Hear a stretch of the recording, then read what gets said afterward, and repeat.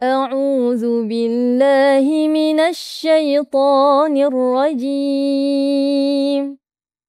بسم الله الرحمن الرحيم. أفرأيتم الماء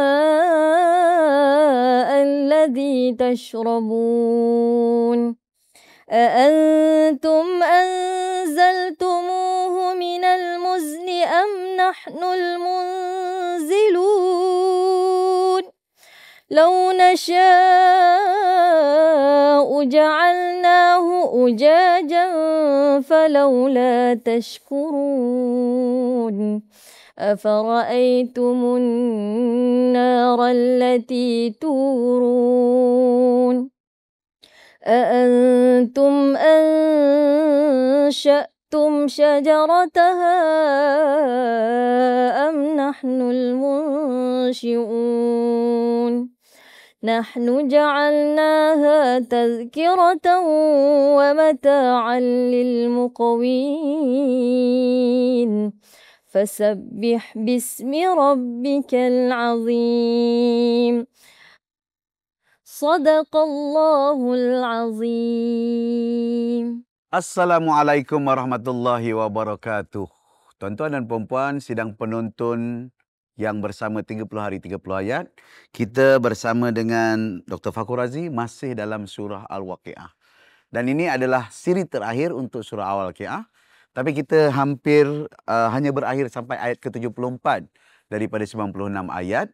Dan mari kita dengarkan apa kandungan-kandungan dan juga pengajaran-pengajaran yang terkandung dalam ayat-ayat 68 sehingga 74 setelah kita mendengar sebelum ini tentang bagaimana hujahan yang kedua Allah, tentang bagaimana Allah mampu membuat hari akhirat khusus kepada mereka yang tak percaya tentang hari akhirat. Silakan.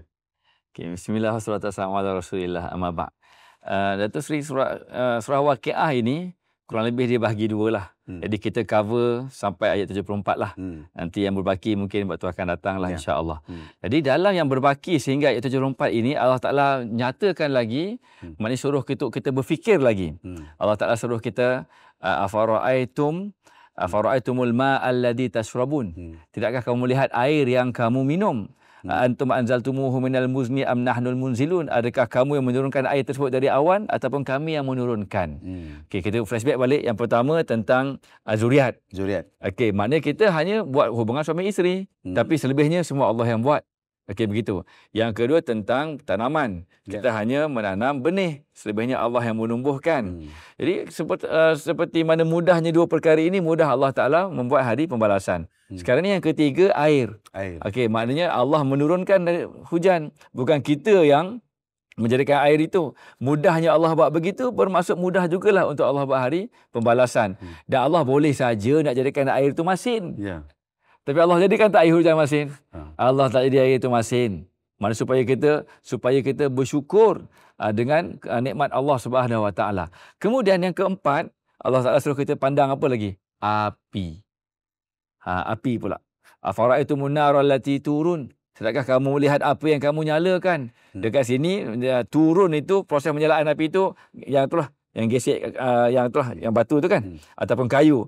Okey, antum ansya'tum syajarataha am nahnul munsyi'un.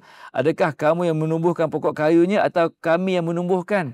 Ini merujuk kepada pohon kayu yang digeserkan untuk keluar api. Itu siapa yang ciptakan? Allah Ta'ala. Dan kamu hanya menggeserkan. Api itu datang dari mana? Dengan kuasa dan kasih sayang Allah Subhanahu Wa Ta'ala.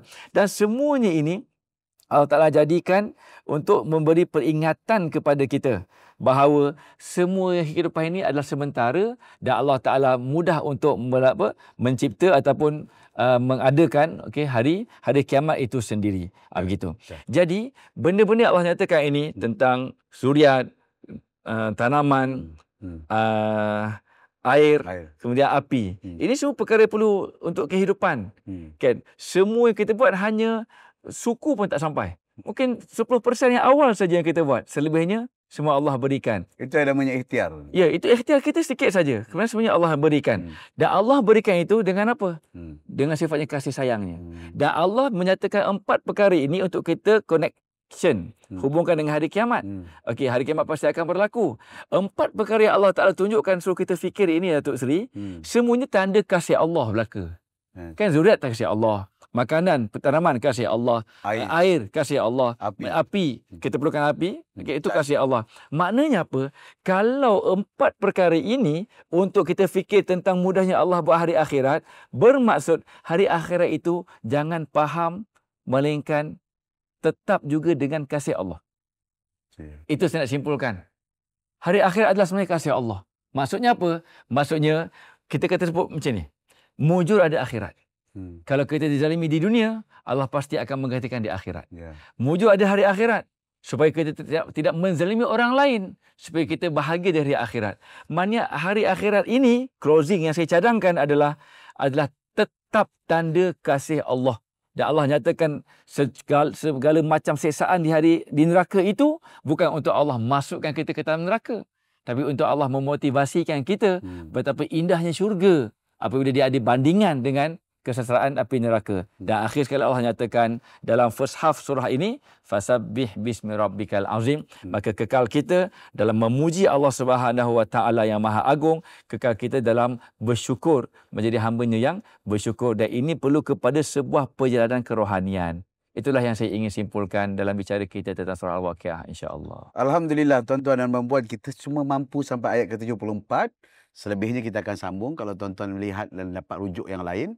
Tapi yang pentingnya apa? Dalam surah Al-Waqiah ini akhirnya rahmat Allah itu menyeluruh, walaupun adanya siksaan, adanya amaran, tetapi itu semua rahmat Allah daripada kita mula lahir, daripada benih tumbuh, air yang kita minum, bakaran terhadap makanan yang kita masak, semuanya kasih sayang Allah, termasuk hari akhirat yang sebenarnya boleh dicapai kalau ada keimanan dan ketakwaan kepada Allah Subhanahu wa taala. Terima kasih Dr. Fakhur Razi. Terima kasih sidang penonton sekalian.